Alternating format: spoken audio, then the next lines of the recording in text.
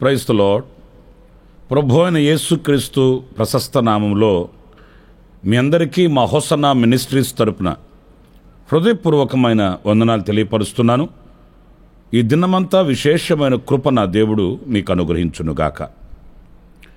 ప్రియులరా, పరిశుద్ధ గ్రంథంలో కీర్తనల గ్రంథంలోని ఓ చక్కటి మాట పలుసార్లు మనం చదువుతుంటాము. అనేక పర్యాయాలు ఆ వాక్యాన్ని ధ్యానిస్తూ ఉంటాము. ఈరోజు మరొకసారి ఈ 91వ కీర్తన 14వ చరణంలోని మాటని కాసేపు మనం ధ్యానిద్దాము.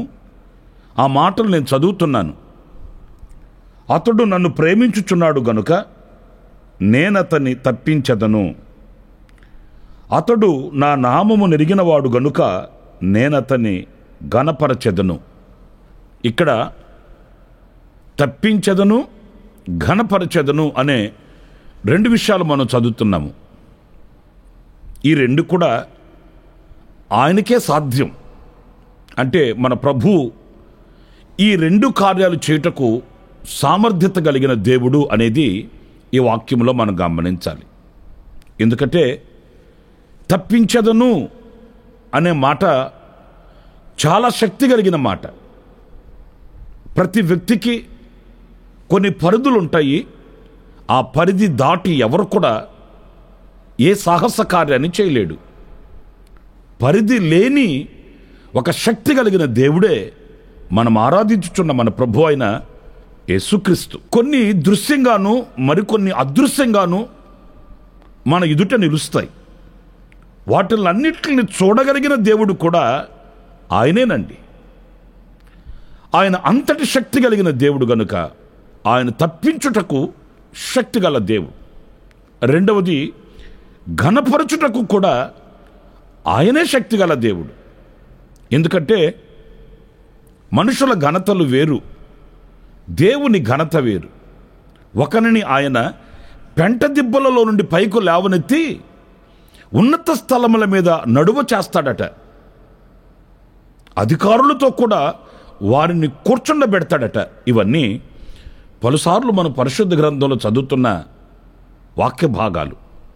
అయితే ఈ పూట నేను ధ్యానాంశంగా మీతో చెప్పవలసిన మాట ఏంటంటే, ఆయన మనల్ని తప్పిస్తాను అని చెప్తున్నాడు.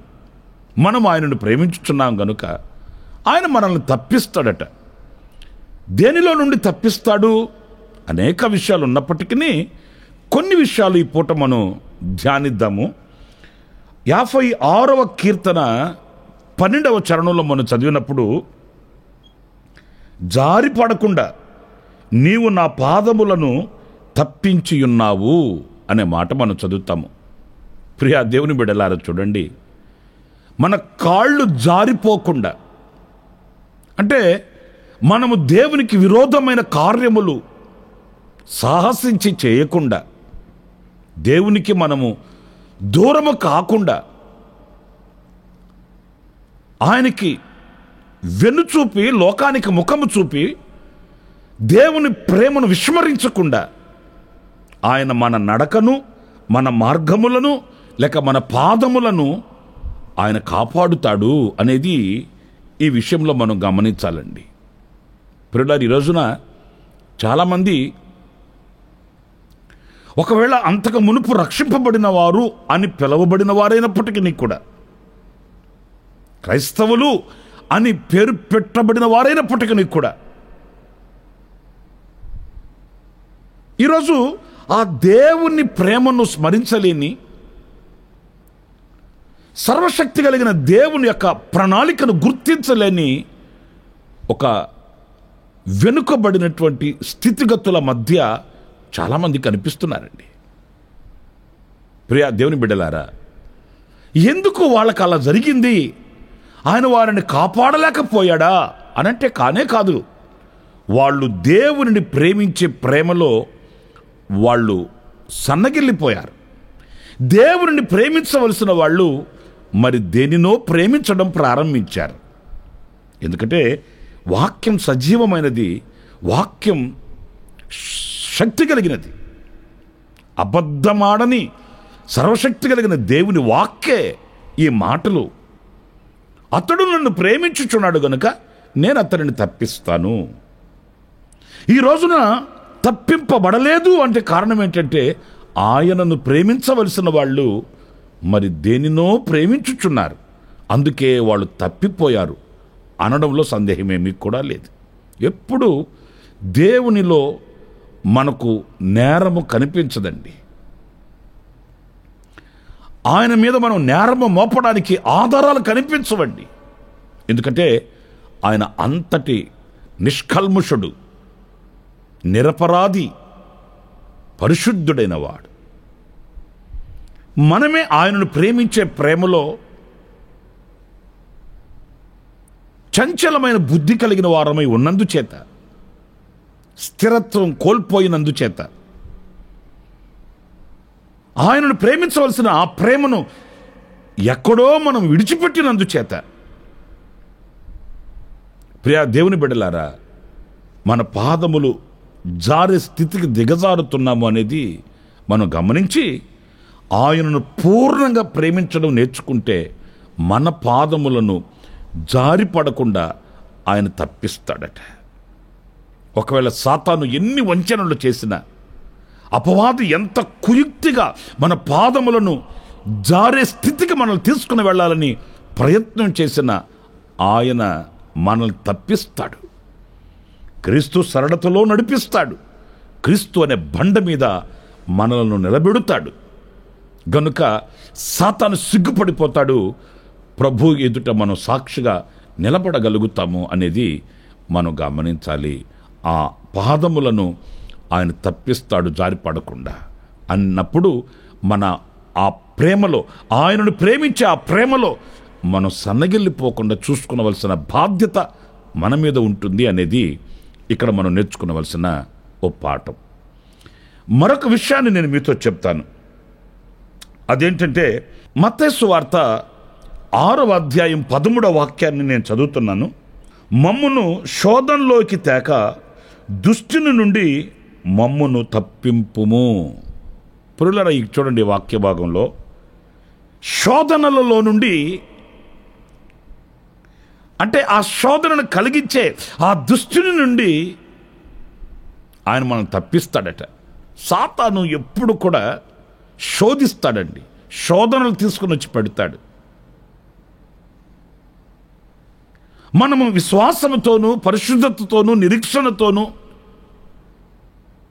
క్రీస్తు యొక్క శక్తి కలిగిన వారమై ఉండడం ఈ అపవాదికి, ఈ సాతానికి ఎంత మాత్రం ఇష్టం ఉండదండి. మీరు ఆదిలో చూడండి, ఎంత అల్లారు ముద్దుగా ఉన్నారు దేవునితో.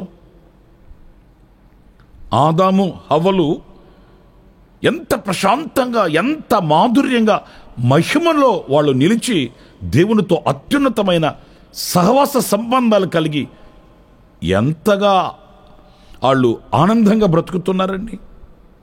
అలాంటి బ్రతుకుతున్న వాళ్ళకి శోధనను తీసుకుని వచ్చి పెట్టాడు. అదిగో ఆ పండు తినండి, మీరు గొప్పవాళ్ళు అయిపోతారు. అదే ప్రయత్నం ఈనాడు కూడా సాతానుగాడు చేస్తున్నది. ఇదిగో మీరు ఈ లోకానుసారంగా బ్రతకండి, మీకు ఘనతలు వచ్చేస్తాయి, మీరు ఇలా జీవించండి, మీకు మెప్పు కలుగుతుంది, ఇదిగో మీరు ఈ పని చేస్తే వాళ్ళకంటే వీళ్ళకంటే గొప్పవాళ్ళు అయిపోతారు. ఎలాంటి శోధనలు శోధిస్తాడు సాతాను. నా ప్రియమైన సహోదరులారా, అయితే మనం ఆయనను ప్రేమించిన వారిమే అయితే ఆ సాతాను యొక్క శోధనలలో పడకుండా ఆ దుష్టుని నుండి ఆయన మనల్ని తప్పిస్తాడండి. అంటే మనకు వివేకం ఇస్తాడు.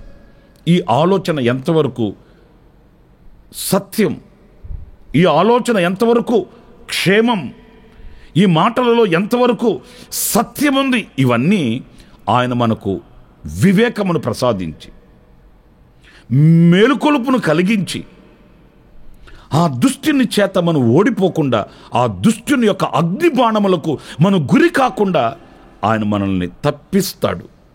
ఆ శోధనలలో నుంచి తప్పిస్తాడు. నా ప్రియులారా, ఎన్నో శోధనలు మన ఎదుట నిలుస్తాయి. ఆ శోధన కలిగినప్పుడు మనం పరీక్షించుకోవలసింది ఒకటే, ఎందుకు శోధన వచ్చింది అని కాదు. ఈ శోధన కాలంలో నేను ఆయనను పూర్ణంగా ప్రేమిస్తున్నానా లేదా, అంతేనండి.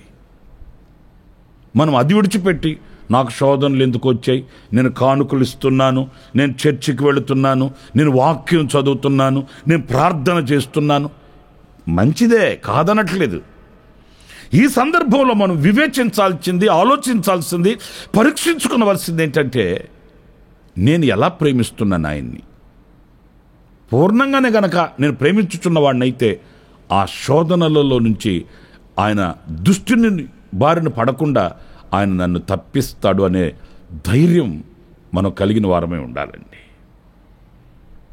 నాకు తెలుసు కొన్ని కుటుంబాలు ఎన్ని శోధనలు వాళ్ళ కుటుంబానికి కలిగినప్పటికీ కూడా వాళ్ళు ఏమాత్రం భయపడినట్లుగా కానీ, అధైర్యపడిపోయినట్లుగా కానీ, కృంగిపోయి కృషించిపోయినట్లుగా కానీ లేదండి.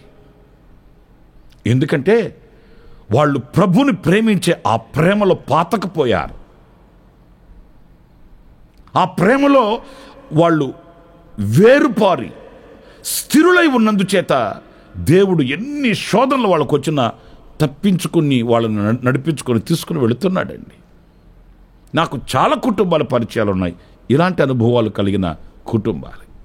మీరు ఎలా తప్పించబడ్డారు ఈ శోధనలో అని అంటే వాళ్ళు ఒకటే చెప్తారు, మాకేం తెలుసండి, ప్రభు తప్పించాడు, మేము ఆయనను ప్రేమించడమే మాకు తెలుసు. నిజమే నా ప్రియ సహోదరి సహోదరుడా, నీవు ఎవరిని ప్రేమించి ఈ రోజున శోధనలలోకి జారిపోతున్నావు, ఆయనను ప్రేమిస్తే ఆ శోధనలలో నుంచి ఆయన నిన్ను తప్పిస్తాడు, నిన్ను విమోచిస్తాడు. ఆయన నీ చేతిని పట్టుకొని తిన్నని మార్గంలోకి ఆయన తీసుకొని వెళ్తాడు. కనుక రెండవది, శోధనలలోకి ప్రవేశించుకున్నట్లు దుష్టుని నుండి ఆయన మనల్ని తప్పిస్తాడు అనేది ఈ వాక్యంలో మనం నేర్చుకుంటున్నాం. ఇంకొక మాట కూడా నేను మీకు జ్ఞాపకం చేస్తాను. మత్తయి సువార్త 3వ అధ్యాయం 7వ వాక్యం. అతడు పరిసయ్యులలోను సద్దూకాయలలోను అనేకులు బాప్తిస్మము పొందవచ్చుట చూచి, సర్ప సంతానమా, రాబోవు ఉగ్రతను తప్పించుకొనుటకు మీకు బుద్ధి చెప్పిన వాడెవడు అనంటే, ఇక్కడ మనం గమనించవలసింది, రాబోవు ఉగ్రత నుండి ఆయన మనల్ని తప్పిస్తాడంట. దేవుని పరిశుద్ధ నామానికి మహిమ కలుగునుగాక. రాబోవు ఉగ్రత, అవునండి, ఈ లోకం మీదకి ఒక ఉగ్రత దినం రాబోతుంది. ఆ ఉగ్రత దినం ఒక గుంపు ప్రజలకు అది ఉగ్రత దినం, మరో గుంపు ప్రజలకు అది విమోచన దినం. మీరు చాలా జాగ్రత్తగా వినాలి. ఒకే రోజు లోకస్తులకి, లోక సంబంధమైన వ్యక్తులకి అది ఉగ్రత దినం. ఎవరైతే రక్షింపబడి బాప్తిస్మమును పొంది పరిశుద్ధాత్మను పొంది ఆయన సంఘములు స్థిరపరచబడిన వారై పరిశుద్ధ నీతి వస్త్రాలతో అలంకరించబడుతూ ఉన్నారో వారికి విమోచన దినం. మరి మీరు ఆలోచించుకోండి, ఆ రోజు మనం ఈ గుంపుకు చెందిన వాళ్ళమా, ఆ గుంపుకు చెందిన వాళ్ళమా? మనము ఆయనను పూర్ణంగా ప్రేమించుచున్న వారమే అయితే ఆ ఉగ్రత దినమందు మనం విడువబడి ఉగ్రత పాలయ్యే వాళ్ళ జాబితాలో ఉండకుండా ఆయన మనల్ని తప్పిస్తాడట. ప్రియమైన వారలారా, ప్రభు ప్రత్యక్షమైన ఆనాడు కన్ను రెప్పపాటులో మనం రూపాంతరం చెందాలి. ఈ దీన శరీరము మహిమ కలిగిన శరీరముగా మార్చబడాలి. ఆయనతో యుగాయుగములు ఉండుటకు మనం కొనుపోబడాలి. అన్నప్పుడు మనము ఈ లోక సంబంధమైన వ్యక్తులము కాదు, నేను విమోచించబడిన వ్యక్తిని, ఈ ఉగ్రత దినములో నేను నిలవకూడదు అనే ఆ ధ్యాస లేక ఆ తలంపు ఎప్పుడు మన మధ్యలో నిలిచి ఉండాలి, మనసులో ఉండాలండి. ఏదో కొంతకాలం భక్తి చేయడం, ఆ భక్తి చేస్తున్నాను అని సంతృప్తి పొందడం కాదు, కానీ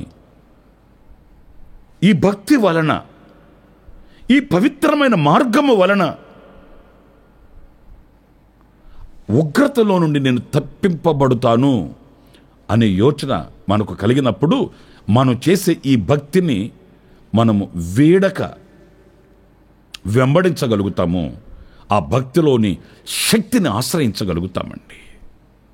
ఈరోజు చాలామంది క్రైస్తవులు సహితం నిరీక్షణను కోల్పోయి, విశ్వాసాన్ని కోల్పోయి, వాళ్ళ నోట మనం వినే మాట ఏంటంటే, ఏమోలేండి వస్తానన్నాడు, మరి ఇంతకాలముగా వస్తాడు వస్తాడు వస్తాడు అని వింటానే ఉన్నాం అంటారే కానీ ఒకరోజు వస్తుంది, ఆ రోజు నేను ఉగ్రత నుండి తప్పింపబడే దినం, ఆ రోజు నేను నా ప్రభువుని చూస్తాను, ఆయనను చేరుకుంటానన్న ఆ శుభ నిరీక్షణ ఈరోజు అనేకుల్లో మనం చూడలేకపోతున్నామండి.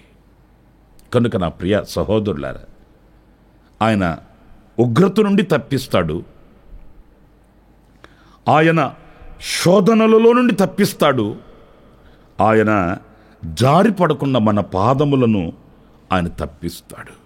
ఎందుకంటే మనము ఆయనను ప్రేమించుచున్నాము గనుక, మన హృదయము నిండా ఆయనను నింపుకొని ఉన్నాం గనుక, ఆయననే మనము రాజుగా స్థాపించుకున్నాము గనుక, మన మధ్యలో ఆయనే రారాజుగా నిలిచిపోయాడు గనుక, ఆయనే మన ప్రేమకు ఆధారము గనుక తప్పనిసరిగా ఆయన మనల్ని తప్పిస్తాడు, ఆయన మనల్ని ఘనపరుస్తాడు.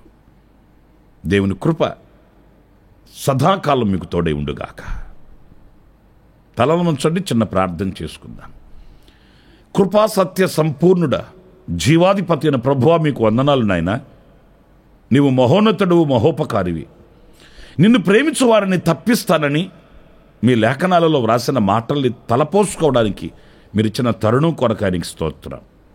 నిజమే ప్రభువా, మా పాదములు జారిపోకుండా నీవు తప్పించే దేవుడవు, శోధనలలోనికి తేక దుష్టుని నుండి మమ్మల్ని తప్పించే దేవుడవు, రాబో ఉగ్రత నుండి మమ్మల్ని తప్పించే దేవుడవు.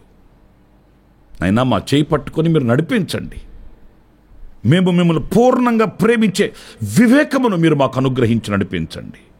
మమ్మల్ని ఒక్కొక్కరిని మీ చేతులకు సమర్పించుకుంటూ ఈ ప్రార్థనలో ఏకీభవించిన ఒక్కొక్కరి మీద మీ నిండైన దీవెన, మీ యొక్క బలమైన కనుదృష్టి ఉంచి బలపరచమని ప్రశస్త నామములో ప్రార్థించి వేడుకొనుచున్నాను తండ్రి. ఆమేన్, ఆమేన్. ప్రభు మిమ్మల్ని దీవించి ఆశీర్వదించునుగాక. ఈ దినమంతా విశేషమైన కృప మీకు తోడై ఉండుగాక. ఆమేన్. ప్రతి దినము ఈ అనుదిన కృపాది సందేశాల కొరకు, ఇంకా మరిన్ని ఆత్మ సంబంధమైన సందేశాల కొరకు ఈ మా యూట్యూబ్ ఛానల్ ని సబ్స్క్రైబ్ చేసుకోండి. Pastor Ramesh, open ministries.